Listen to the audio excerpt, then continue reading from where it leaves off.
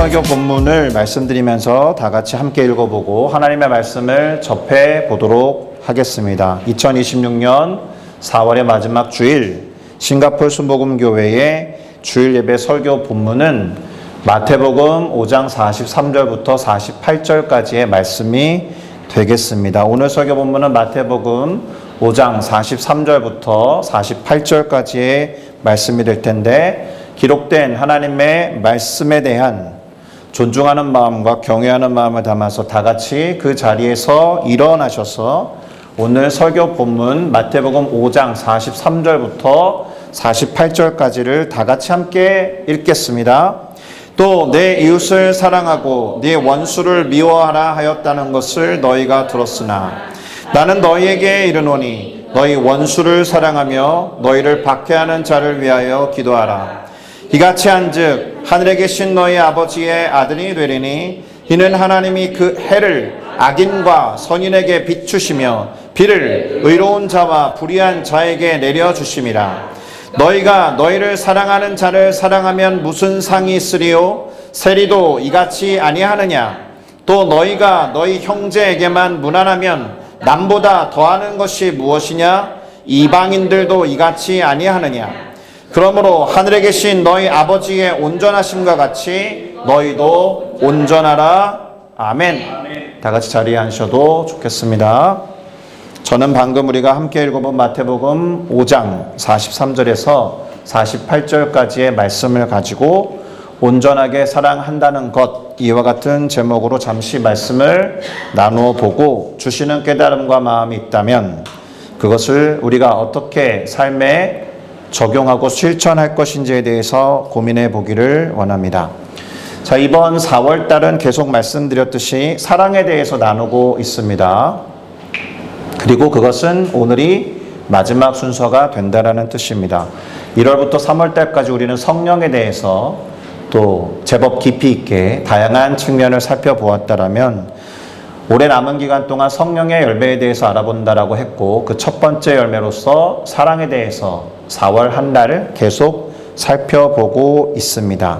오늘이 마지막 주이니까 다음 주부터는 희락, 기쁨에 대해서 살펴보게 될 겁니다. 자, 여러분, 사랑에 대한 여러 문장들이나 통념들이 존재합니다. 네, 사랑에 대해서 한 5분 말씀해 보시겠어요? 이렇게 말하면 다 각자가 나름 생각과 개념과 통념들이 있을 것이고, 적지 않게 지금의 상황과 환경이 적용되고 있을 겁니다. 사람들이 자주 말하는 것들, 그리고 사랑이라는 특수한 감정임에도 불구하고 상식적인 차원에서 이야기하는 것들도 꽤나 많이 있습니다. 사랑은 이렇게 해야 된다, 또 사랑은 저렇게 해야 된다. 이런 거라면 그 사람도 너를 사랑하는 게 틀림없어. 아니야, 그건 오해일 뿐이야. 확인해 봐야 돼. 막 이런 이야기들을 하겠죠. 사람들이 이렇게 말하고 저렇게 말하는 것들에 대해서 귀가 솔깃하기도 할 테고, 또 정말 그런가 고민을 해보면서 고민에 고민을 더한다거나 에이 쓸데없는 거지 하고 뒤로 넘겨버리거나 잠이나 자야겠다 이렇게 생각하고 넘어가는 경우도 제법 있을 겁니다. 그런데 그렇게 사람들이 이야기하는 사랑에 대한 통념이나 또 상식의 틀 안에서 이루어지는 이야기, 그리고 요즘 세대를 반영하고 있는 사랑에 대한 통념들이 도움이 됩니까? 도움이 되는 것도 있겠죠. 그리고 그렇게 말하는 세대를 이해하는 측면에서, 그리고 그런 세대와 함께 사랑하고 사랑을 받으려고 한다면 어느 정도 도움이 되겠지만, 저는 살짝 요즘 세대가 아닌 관계로 잘 모르겠습니다. 그렇지 못한 측면이 제법 있다라는 생각이 듭니다. 그러면 제가 좀 고지식한 것일까요? 여러분이 보시기에 저는 사랑에 대한 꼰대일까요? 어떻게 생각하십니까? 자, 사랑에 대한 요즘의 말들을 제가 좀 생각해 보니까 이런 측면이 좀 강합니다. 대체로 손해보지 않는 사랑이나 연애에 대해서 지나치게 많은 말들이 오고 가고 있다. 어떻습니까? 야, 그렇게 하면 너만 손해야. 사랑을 주려고만 하지 말고 받아야지. 그 사람이 하는 만큼만 사랑해야 덜 상처받아. 이런 측면이 없지 않다. 손해냐 이익이냐를 따지는 정도는 아니다 하더라도 상대방도 나를 사랑하는지 확신할 수 없기 때문에, 그렇죠? 그래서 밀당도 해보는 거고 테스트도 해보는 것이겠지만 옛날만큼 막 확신하지 못해서 걱정하고 근심하고 그런 순수함과는 조금 거리가 있는 것 같은데, 기성세대로서 여러분을 함부로 판단하고 있는 겁니까? 자, 언제나 사랑하는 여인들 사이에서는 밀당이 존재해 왔다. 그러니 뭐가 문제가 되겠습니까? 이렇게 말한다라면 딱히 더 드릴 말씀은 없겠지만, 제가 요즘 친구들의 사랑에 대한 태도나 어떤 통념들을 갖고 있는지 역시나 저의 온라인 비서 챗 GPT에게 물어보았습니다. 그랬더니 이런 말들을 쏟아내고 있었습니다. 자아실현 우선이다. 그러니까 연애보다도 개인의 성장이나 커리어, 취미를 우선하는 경향들이 좀 있어요. 이렇게 말하더라고요. 두 번째, 헌신이 느슨하다는 겁니다. 옛날에는 사랑은 곧 헌신이었는데 결혼 전에 장기적인 헌신을 하는 것 자체를 미룬다거나 공식적인 관계보다 조금은 유연하게, 그러니까 누군가는 저거 사귀는 거 맞는데 안 사귄다고 하거나 확신을 주지 않는, 뭐 그렇게 만날 수도 있지라는 다소 유연한 태도를 많이 보인다라는 겁니다. 감정을 중요하게 생각하면서 또 반대로 실용적인 태도를 가질 때가 있습니다. 즉각적으로 감정을 표현하기는 하지만, 그리고 케미나 공감을 중요하게 생각하기도 하지만 경제적인 안정성이라든지 라이프 스타일을 맞춰가려고 애를 많이 쓰죠. 맞지 않으면 과감하게 헤어지는 선택을 하기도 합니다. 제가 제일 이해가 안 되는 건 디지털 매개 연애라는 겁니다. 만나고 헤어지는 것도 DM으로 하고 쪽지로 하고 메신저로 하고 끊어버리고 아니면 계속 살펴보고, DM이나 메신저를 통해서 이별을 통보하면 다 되는 건지 잘 모르겠습니다. 그리고 거리를 중요하게 생각합니다. 경계를 설정하고 자기를 보호하려고 합니다. 그리고 정서적으로 소진하거나 피곤함을 느끼고 싶지 않기 때문에 적절한 거리를 두려고 합니다. 개인 공간을 명확히 설정하고 무조건적인 희생을 선호하지 않는다. 다양성을 인정한다는 측면에서 참 좋은 것처럼 보입니다. 그런데 그 다양성이라는 말 안에 비혼도 있고 동거도 있고 다양한 가족의 형태, 요즘 많이 이슈가 되는 젠더 이슈라든지 성적 지향에 대한 이야기, 그것을 이렇게 허용해줘야 된다, 용납해야 된다, 소위 관용, 받아들여줘야 된다라는 측면에서 개성이 넘치기도 하지만 좀 위태로워 보이기도 합니다.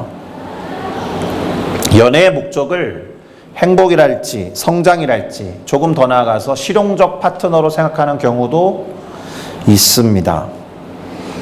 목표 달성의 수단으로 이성 간의 사랑을 이용하는 사례도 잘 볼 수 있어요. 자, 그러면서도 아이러니하게 정신건강을 추구합니다. 맞습니까? 관계에서의 어떤 심리적인 안정이나 치유, 그리고 상대의 정신 건강을 챙긴다기보다는 건강한 사람과 만나고 싶어 합니다. 어떻습니까? 요즘 그런 것들로 사랑을 많이 이야기하고 규정하고 있다고 하는데 여러분의 모습은 이와 비슷합니까? 아니면 그래도 우리가 교회 공동체 안에서 살아가고 있기 때문에 건강한 사랑, 지금의 세대를 따라가지 않기 위해서 노력하고 어떤 것이 건강한 사랑인지 고민하고 있습니까? 제가 볼 때 맞다 틀리다를 떠나서, 물론 어떤 것은 틀린 것 같은데 확실히 제가 자라고 성장한 세대하고는 많이 다르다라는 생각을 하고 있습니다. 그러면 예수님 당시에는 어떤 통념이 있었을까요? 예수님 당시에는 이 사랑에 대해서 어떤 말들이 오고 가고 있었을까요? 정확하게 사랑을 이슈로 이렇게 세대들이 사랑하는 방식에 대해서 기록한 책이 성경은 아니기 때문에 적나라하게 드러나지는 않지만 오늘 본문에도 예수님 당시에 존재하던 사회적 통념이 한 문장 정도 기록되어 있음을 봅니다. 그것이 무엇이었느냐? 이런 겁니다. 내 이웃을 사랑하고 네 원수를 미워하라는 거예요. 대놓고 미워하라는 것은 아니었지만 원수는 사랑할 필요가 없다라는 것에 가깝겠죠. 마태복음 5장 43절을 보니까 예수님이 이렇게 말씀하신 것을 봅니다. 또 내 이웃을 사랑하고 네 원수를 미워하라 하였다는 것을 너희가 들었다. 너희가 자주 듣고 있다. 너희가 살고 있는 이 시대에 이런 이야기들이 횡행하고 있다. 이런 뜻이겠죠. 자, 그렇게 말하는 사람들이 제법 많았기 때문에 예수님을 따르는 제자들에게도 들렸을 법하고 예수님이 인기 있어서 예수님의 어떠함을 막 신기해하면서 따라다녔던 사람들 안에서도 그런 이야기들이 있었을 것입니다. 그리고 이와 같은 유사한 가치는 지금도 있습니다. 저도 원수처럼 생각하는 사람이 많지는 않지만 좀 꺼려서 사랑 못하겠는데 사랑 안 한다고 해서 미워하는 건 아니니까 사랑 안 해야지 정도까지 생각하는 사람은 제법 많이 있습니다. 자, 그러면 예수님은 이러한 사회적 통념에 대해서 뭐라고 하셨을까요? 우리가 잘 알고 있는 그 문장을 사용하고 계십니다. 44절에 보니까 나는 너희에게 이르노니 너희 원수를 사랑하며 너희를 박해하는 자를 위하여 기도하라 이렇게 말씀하셨다라는 겁니다. 예수님답죠? 그래서 예수님인 거예요. 당시의 어떤 시대적인 통념들을 어떤 부분에서는 받아치시고 저항하셨다라는 뜻입니다. 예수님은 그래서 상식이나 시대적인 통념에 저항하는 모습을 제법 많이 보여주셨다라는 겁니다. 세상의 상식과 통념을 거스르는 하나님의 뜻, 예수님의 뜻을 제법 많이 보여주셨다라는 겁니다. 그래서 그런 말씀이 있습니다. 에베소서 말씀인데 4장 13절부터 14절에 있는 내용을 제가 읽어드리면 우리가 다 하나님의 아들을 믿는 것과 아는 일에 하나가 되어 온전한 사람을 이루어 그리스도의 장성한 분량이 충만한 데까지 이르리니 이는 우리가 이제부터 어린아이가 되지 아니하여 사람의 속임수와 간사한 유혹에 빠져 온갖 교훈의 풍조에 밀려 요동하지 않게 하려 함이니라. 아멘. 자라고 성장해야 되는 이유를 뭐라고 했느냐? 우리가 이제부터 어린아이가 되지 아니하여 사람의 속임수라든지 간사한 유혹에 빠진다든지 온갖 교훈의 풍조에 밀리는 일이 없도록 하기 위함이다라는 겁니다. 여러분, 아까 말씀드렸던 사회적인 통념이랄지 시대적인 흐름, 거기서 드러나는 메시지들이 반드시 옳은 건 아닙니다. 세상의 풍조도 반드시 옳은 건 아닙니다. 흔들리지 않고 기준을 바로 세워서 그 기준을 향해서 성숙해 나아가야 될 책임이 우리 가운데 있는 겁니다. 그리스도인은 그런 존재여야 해요. 그래서 개신교도들을 뭐라고 부릅니까? 프로테스탄트라고 부릅니다. 그 뜻이 무엇이죠? 저항하는 것과 관계가 있습니다. 들어보니 신앙적 양심에 그거 옳지 않습니다라고 하면 프로테스탄트, 개신교도들은 그거 옳지 않습니다라고 말할 수 있어야 한다라는 것이고 그것이 내 뜻에 옳고 당신 뜻에 그르다라는 각각의 뜻에 따른 기준이 아니라 성경에 입각해서 하나님께서 예수 그리스도를 통해서 가르쳐 주신 그 기준에 입각해서 옳지 않으면 옳지 않다라고 말하는 것이 프로테스탄트입니다. 어쨌거나 우리가 살아가는 시대를 거스를 수는 없기 때문에 어떻게 흘러가는지 예의주시하면서 옳지 않은 것을 신앙적 양심에 따라서 잘 분별하시고 과감하게 틀린 것은 내 삶의 영역 가운데서 수정해 가야겠다라고 조금은 주도적인 마음을 가지셔야 할 거라고 생각합니다. 자, 그런데 오늘 본문에서 예수님이 하신 말씀, 곧 원수를 사랑할 뿐 아니라 나를 박해하는 일을 위해서 기도해라 라고 하신 이유가 나옵니다. 다시요. 원수를 사랑하고 나를 박해하는 자를 위해서 기도해야 되는 이유를 말씀하셨어요. 그게 45절에 나오는데 이것은 한번 같이 읽어보도록 하겠습니다. 시작. 이같이 한즉 하늘에 계신 너희 아버지의 아들이 되리니 이는 하나님이 그 해를 악인과 선인에게 비추시며 비를 의로운 자와 불의한 자에게 내려주심이라. 아멘. 이같이 한즉이라는 말의 뜻이 뭐예요? 원수를 사랑하고 나를 박해하는 사람을 위해서 기도한다면 하늘에 계신 너희 아버지의 아들이 된다. 그러기 위해서 그렇게 해야 된다라는 것처럼 들립니다.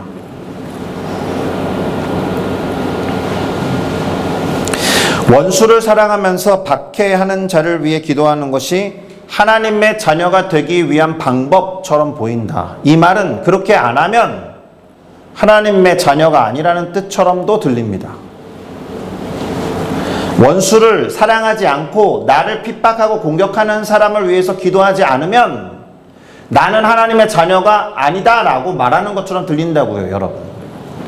반대로 내가 하나님의 자녀가 되기 위해서는 쉽지 않지만 원수를 사랑해야 하겠고 나를 박해하고 핍박하는 사람을 위해서 기도해야 되는구나라는 스스로 행동해서 취해야 하는 어떤 것처럼 보이기도 합니다. 개인이 어떻게 하느냐에 따라서 하나님의 자녀가 될 수도 있다라고 해석될 위험이 있습니다. 잘못 해석하면. 그렇게 하지 못하면 하나님의 자녀가 아니다라는 식으로도 읽힐 수 있습니다. 그렇게 해석하면.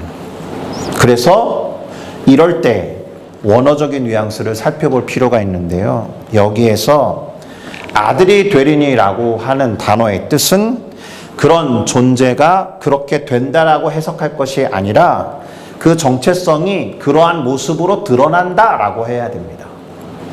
우리가 갖고 있는 하나님의 자녀로서의 정체성은 우리가 원수를 사랑할 때, 우리가 나를 핍박하는 사람을 위해서 기도할 때 드러난다, 이렇게 해석하셔야 된다는 거예요. 내가 원수를 사랑할 때 비로소 하나님의 자녀가 된다가 아니라 우리는 이미 하나님의 자녀인데 하나님의 자녀로서의 면모는 바로 그럴 때 드러난다, 이런 뜻이다라는 겁니다. 그러니까 하나님의 아들, 곧 자녀라면 그렇게 할 수 있어야 한다는 뜻이고, 하나님의 아들이나 하나님의 자녀가 아니라면 원수를 사랑하는 것이나 나를 박해하고 핍박하는 사람을 위해 기도하는 것이 결코 쉽지 않다라는 뜻도 되겠습니다. 원수를 사랑하고 나를 박해하는 사람을 위해서 기도하는 걸 누구나 쉽게 하는 건 아니니까 맞는 말처럼 보이지 않습니까? 얼마나 어려운지 저도 수시로 확인하고 있습니다. 네, 수시로. 누구에게 관심을 기울이고 뭘 좀 챙겨줘야 되겠다라고 기꺼이 마음을 먹을 수 있는 사람이 있는 반면에 전혀 아랑곳하지 않고 안중에도 없는 사람들이 있거든요. 그리고 한 가지를 더 짚어봐야 할 것이 있습니다. 그것이 뭐냐 하면 태양이 모든 이들에게 비추게 하시고 비가 모든 이들에게 내리게 하듯이 하나님은 모든 이들을 사랑하신다라는 뜻입니다. 제가 만약에 배포가 커가지고 이 성전 안에 있는 사람들에게 물을 뿌린다라고 가정할 때, 그게 아주 좋은 물이라고 가정할 때, 쟤는 나랑 원수고 쟤는 나를 박해하니까 쟤 빼고 뿌려야겠다 하고 뿌릴 수 있습니까? 뿌릴 수 없어요. 하나님의 허락하시는 태양빛이라든지 그리고 자연에서 누릴 수 있는 혜택이라는 것은 원수든 원수가 아니든 하나님의 자녀든 하나님의 자녀가 아니든 크리스찬이든 크리스찬이 아니든 무슬림이든 힌두교를 믿든 누구에게나 보편적으로 다 해당되는 사랑의 결과물이다라는 거예요. 다만 거기에 반응하는 행태가 다를 뿐입니다. 맞죠? 똑같은 물을 부어도 잘 자라는 식물이 있지만 계속 말라가는 식물이 있듯이. 자, 여기에서 우리는 모든 이들과 모든 것을 포함하시는 하나님의 속성에 대해서 발견하게 될 겁니다. 그것이 오늘 설교 본문의 마지막 구절에 나와 있는 하늘에 계신 너희 아버지의 온전하심과 같이라는 말의 뜻이 될 겁니다. 자연스럽게 마지막 구절을 먼저 읽어보도록 하겠습니다. 마태복음 5장 48절입니다. 같이 읽겠습니다. 시작. 그러므로 하늘에 계신 너희 아버지의 온전하심과 같이 너희도 온전하라. 이겁니다. 이거예요. 그런데 그 온전함을 비유로 설명할 때 어떤 예를 들었다고요? 태양빛과 비로 예를 들었다고요. 태양빛과 비는 모두에게 공평하게 주어진다라는 것에서 하나님의 온전하심이 드러나는 예로 예수님이 설명하셨다라는 겁니다. 그걸 다른 뉘앙스로 표현을 하면 전심이라는 단어도 될 수 있고 온전함이라는 단어는 뭐 말할 것도 없고 내 속에 있는 모든 것들, 내 속에 있는 모든 것들 중에 예외됨이 없이라는 뜻이 될 겁니다. 내가 좀 내키진 않지만 쟤를 향한 마음을 요만큼 남겨두고 한 80만 가자. 이거 온전함이라고 말하지 않고 전심이라고 말하지 않고 내 속에 있는 모든 것들이라고 말하지 않습니다. 그래서 제가 되게 좋아하는 성경 구절 중에 하나는 찬양하라 내 속에 있는 모든 것들아 여호와를 송축할지어다 라는 구절인데 그게 쉽지 않아요. 내 속에 있는 모든 것들 중에 예외됨이 없이 제외됨이 없이 단 하나도 빠짐없이 전심을 다해 여호와를 찬양하는 게 가능할까? 제가 이제 요즘에 은혜 받는 두 형제가 있지 않습니까? 성가대에서 이렇게 악보를 두고 바로바로 떨면서 찬양을 부르는 두 명의 형제를 보면서 매주 은혜를 받고 있는데 전심은 아닐 수도 있겠다는 생각이 듭니다. 틀리면 안 되는데 라는 생각 속에서 떨고 있기 때문에. 그러나 정성이라는 측면에서는 온전하게 하나님을 찬양하고 있구나라는 모습 때문에 은혜를 받습니다. 자, 그러니까 온전함, 정성을 다하는 내 속에 있는 모든 것들을 다 끌어가지고 하는 그 태도, 비록 내가 다 이렇게 모아가지고 알뜰하게 다 드린다라고 해도 부족하니까 빠져나가는 게 있다 할지라도 정성을 다하는 마음, 전심을 다하는 마음이 온전함에 가까운 단어다라는 것을 기억할 필요가 있겠습니다. 그러니 최선을 다하는 것과 성실한 것, 이것의 묘미는 본인이 제일 잘한다라는 거예요. 나 최선을 다했어. 근데 다른 사람이 너 최선 다 안 했어 이렇게 말해도 그것을 받을 것인가 거부할 것인가는 본인이 알아요. 너 최선을 다했어 라고 아무리 남들이 말해줘도 사실은 내가 최선을 다하지 못했어 라고 스스로 점검할 수 있는 단어가 이겁니다. 성실, 정성, 최선을 다하는 것. 다른 사람의 최선이나 성실과 정성을 함부로 판단할 수는 없지만 스스로 하나님과의 관계 안에서는 온전함이라는 어떤 단어와 관련이 있듯이 성실, 최선, 전심 이런 거는 본인이 압니다. 본인이 알아요. 자, 온전함이라는 단어에 대해서 설명해드리고 마무리하는 작업으로 넘어갈 텐데 원어로는 이렇게 생겼습니다.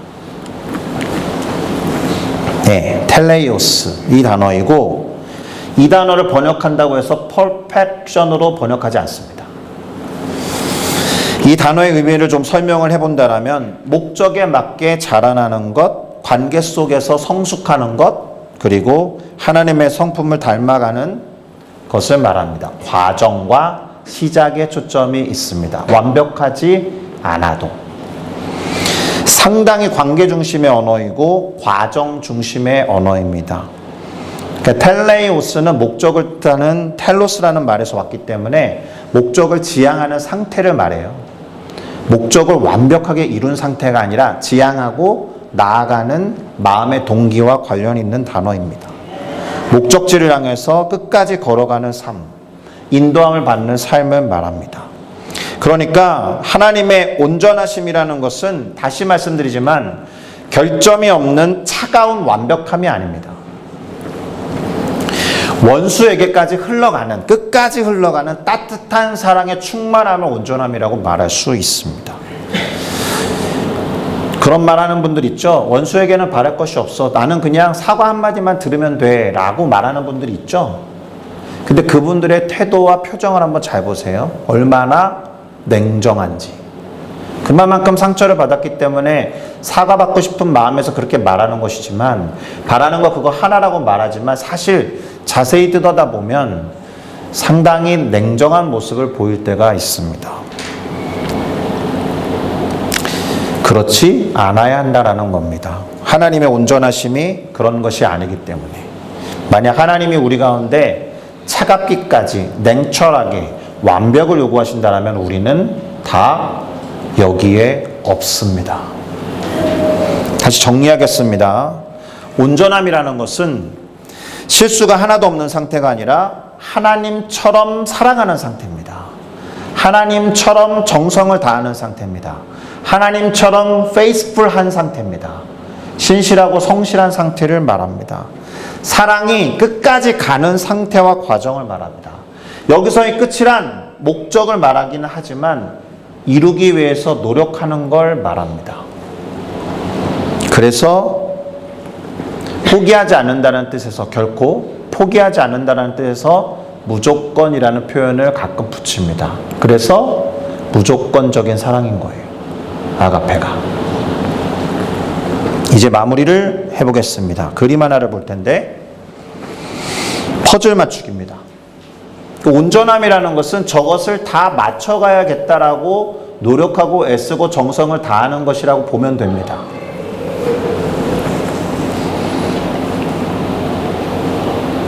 물론 퍼즐은 다 맞춰야 한다는 점에서 완벽함처럼 보입니다. 끝까지 한 조각이라도 제자리에 들어가야 완성이 되니까 완벽함을 추구하는 것처럼 보이지만 다른 측면이 있습니다. 무엇이냐 하면 온전한 그림으로 완성되는 퍼즐의 그림은 마음에 들지 않는 조각조차도 그 자리에 들어가야 완성됩니다. 내가 생각하고 내가 별로 좋아하지 않는 색깔의 퍼즐 조각도 그 자리에 들어가야 완성됩니다. 그러니까 내 인생의 파편을 모아서 제자리에 놓아야 완성된다는 뜻입니다. 제가 파편 모으기라는 단어, 문장을 많이 얘기한 적이 있을 겁니다. 그 인생의 파편들 중에는 마음에 드는 파편도 있지만 지워버리고 싶은 파편이 있습니다. 원수 같은 파편이 있습니다. 이 원수 같은 파편 내 삶에서 사라졌으면 좋겠다. 수시로 생각나서 나를 공격하는 파편이 있습니다. 잘 때 꿈으로 나타나기도 합니다. 너무 괴롭다. 나를 괴롭히는 이 파편 사라졌으면 좋겠다. 자, 이것을 오늘 예수님께서 하신 구절에 적용해 보세요. 내가 원수같이 생각하는 파편을 사랑하지 않으면 내 삶의 온전한 퍼즐에 완성된 형태로 놓을 수가 없어요. 그거 없으면 좋겠다. 날마다 생각나는, 나를 공격하는, 나를 박해하는 것 같은 그 퍼즐을 위해서 하나님 그것의 의미가 무엇인지 제가 좀 알아야겠습니다라고 기도하지 않으면 그 파편의 한 조각을 완성된 형태로 제자리에 둘 수가 없습니다. 온전한 사랑은 그래서 네 몸과 같이 사랑하라는 말에서 비롯될 수밖에 없어요. 내 삶의 흔적들과 그동안에 살아왔던 조각과 퍼즐들을 하나님이 그토록 사랑하셨던 온전한 그림 속에 나도 사랑해서 그 자리에 과감히 끼워 놓을 수 있는 용기, 내 안에다 통합하는 용기, 그걸 지워나가서 내가 생각하는 완벽한 것만 나열해서 놓는 그런 그림 말고, 그러면 누더기 퍼즐로 완성이 안 됩니다. 내가 싫어하는 모습, 과거의 실패와 실수, 사랑하고 용납할 수 없는 원수 같은 내 모습, 나를 정죄하고 비판하는 쓴뿌리, 안 좋은 상처와 경험까지도 하나님의 시선으로 하나님의 사랑의 그 방법을 통해서 재해석해서 원래 자리에 놓지 않으면 온전한 사랑을 할 수가 없습니다. 그거를 심리학자들은 자기 통합이라고 말했습니다. 하나님의 언어로는 하나님의 형상을 회복해가는 온전한 여정이 될 겁니다.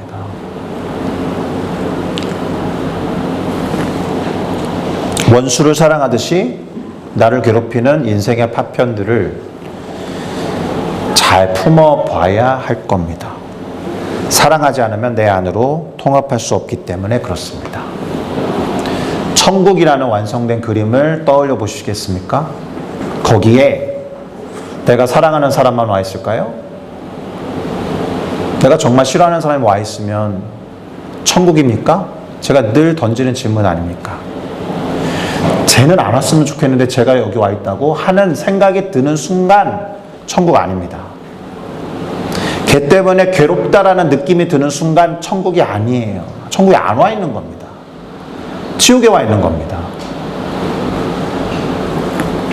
누구보다도 내 자신에게 스스로를 원수 삼지 말고, 누구보다도 내 자신에게 나를 공격하거나 박해하거나 핍박하지 않고, 하나님이 그런 모습까지도 사랑하셔서 가장 존귀한 당신의 아들을 선물로 내어주셨다는 사실 때문에 나 스스로를 선물과 함께 통합해가는 우리 모두가 되어서 자기 스스로를 통합하고 사랑하면 물론 하나님이 나를 그렇게 품으신 것처럼 다른 사람을 사랑함에 이르는 우리 모두가 되기를 예수 그리스도의 이름으로 축복합니다.